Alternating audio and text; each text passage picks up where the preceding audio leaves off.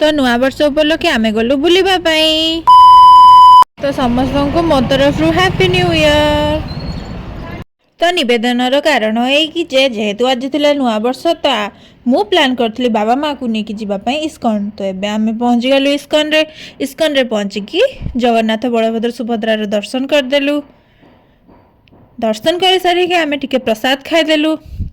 प्रसाद खाई आम पड़ी जाइलु अनुकूल चंद्र जी को मंदिर।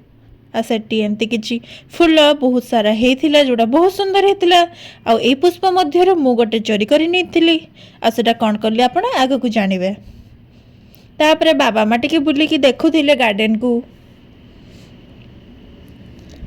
आनिथिबा पुष्पटी को मु जाई कि मो भाई पाखरे दे देली कहि देली हैप्पी न्यू ईयर भाई।